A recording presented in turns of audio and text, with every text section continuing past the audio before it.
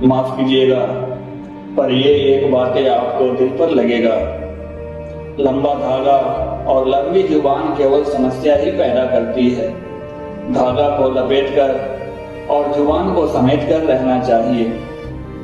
नमस्कार दोस्तों, आप सभी को हमारे चैनल पूर्वजों का ज्ञान पर एक बार फिर से स्वागत है। दोस्तों, ऐसा प्रेरणादायक कहानियां जो सुनने और देखने के बाद आपका नजरिया बदल जाए। तो आइए कहानी की तरफ बढ़ते हैं। एक ताल में मछलियां तो बहुत सी रहती थी, पर दो मछलियां ऐसी थी जिनका नाम उनकी बुद्धि के लिए पूरे ताल में फैला हुआ था।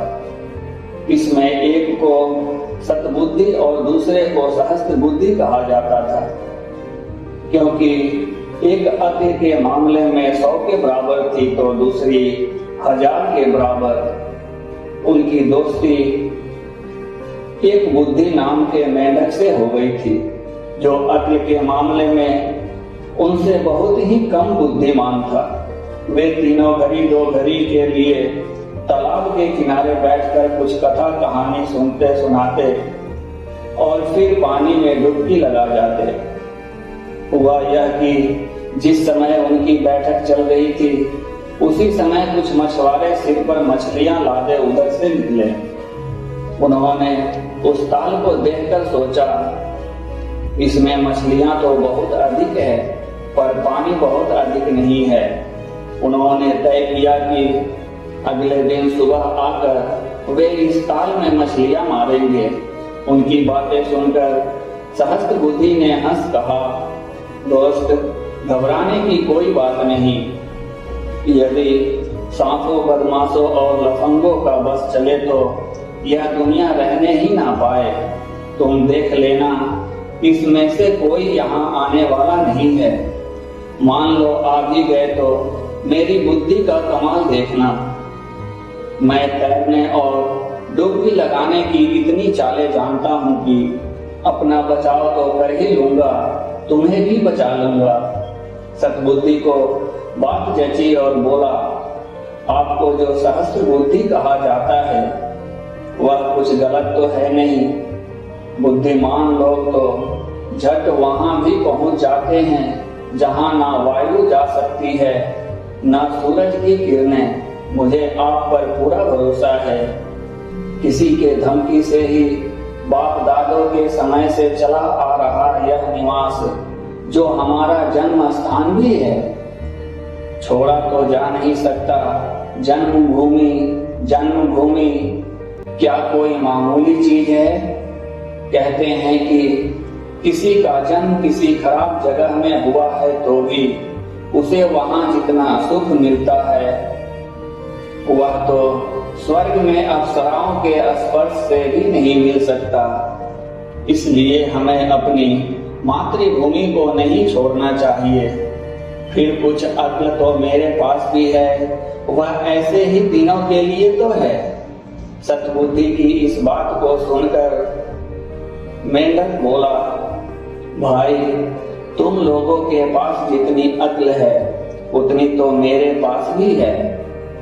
नहीं, मैं ठहरा इकलौता बुद्धि का प्राणी, इसलिए मैं आज ही रात को किसी दूसरे ताल पोखर में चला जाना चाहता हूँ। और वह उसी रात किसी दूसरे ताल में चला गया। अगले दिन मछुआरे को तो आना ही था। उन्होंने जाल डालकर छोटी बड़ी सभी तरह की मछलियों, मेंढकों और केकड़े को पकड़ लिया। सतबुद्धि और सहस्त्र बुद्धि अपनी अक्ल से जिस जिस तरह बचकर भागना और निकलना संभव था उसका प्रयोग करते हुए मछुआरे को कुछ देर तक छकाते रहे, पर अंत में वे भी जाल में आ ही गए। शाम ढलने को आ गई थी। मछुआरे बहुत खुश थे। दूसरे मछलियों को तो उन्होंने टोकरे में भर लिया था, पर सहस्त्र बुद्धि और सतबुद्धि कुछ बड़े और भारी थे। इसलिए सतबुद्धि को तो एक ने अपने सिर पर डाल रखा था और दूसरे ने सहस्त्र बुद्धि को लटका रखा था। जब मछुआरे उस ताल के पास से जा रहे थे जिसमें एक बुद्धि चला गया था तो उसने अपने पत्नी से कहा, प्रिय, तमाशा तो देखो, यह जो सिर पर टंगा जा रहा है वह सतबुद्धि है, और जिसे मछुआरे ने लटका रखा है वह सहस्त्र बुद्धि है।